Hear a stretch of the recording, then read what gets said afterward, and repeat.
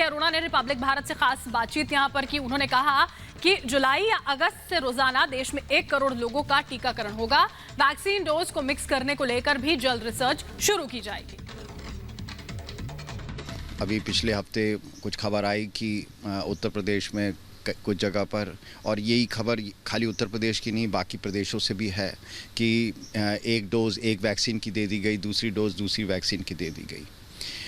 तो एक तरह से ये प्रोग्राम एरर है और बहुत ज़्यादा नहीं है क्योंकि हम आईटी प्लेटफॉर्म यूज़ कर रहे हैं, लेकिन इसको देखने की ज़रूरत है। और यहाँ पर कि भाई इस तरह से सुरक्षा में तो कोई फ़र्क नहीं पड़ता।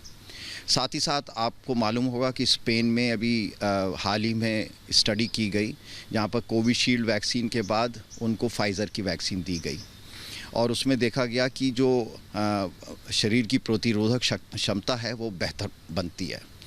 तो इस तरीके से दो वैक्सीन्स को मिक्स करना, यानी मिक्स का मतलब एक साथ मिलाकर के कोई करी बनाने वाली बात नहीं है। अलग अलग हर एक वैक्सीन अलग डोज की तरह दी जाती है, लेकिन अगर शेड्यूल 2 डोजेज़ का है तो एक डोज एक वैक्सीन की और दूसरी डोज दूसरी डोज वैक्सीन की।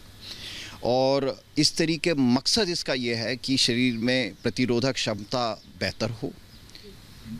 सर, मेरा दूसरा सवाल है कि जो एक कोविड वैक्सीन ट्रैकिंग प्लेटफॉर्म है, ये हमारे किस तरीके से हमारे काम आएगा और इसके क्या बेनिफिट्स रहेंगे? इसी के साथ साथ जो इंसाकॉक के बारे में हम बात कर रहे थे, ये भी किस तरीके से हमें कोविड-19 के खिलाफ लड़ने में मदद करेगा? तो वैक्सीन ट्रैकिंग सिस्टम जो है, इसका मुख्य मकसद है कि जो वैक्सीन दी जा रही है उसका प्रभाव हमारी कम्युनिटी में, हमारी जनता पे क्या पड़ रहा है, वो कोविड को रोकने में कहाँ तक सफल है।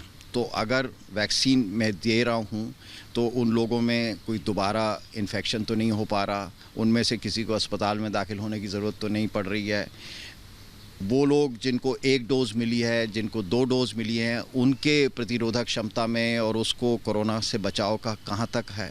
तो इस तरह के जो सवाल हैं वो कार्यक्रम के लिए बहुत ज़रूरी हैं, इसलिए ये ट्रैकर सिस्टम का इस्टेब्लिश किया जा रहा है। वैक्सीन अगले 2-4 हफ्ते में हमारे पास प्रचुर मात्रा में वैक्सीन होनी चाहिए।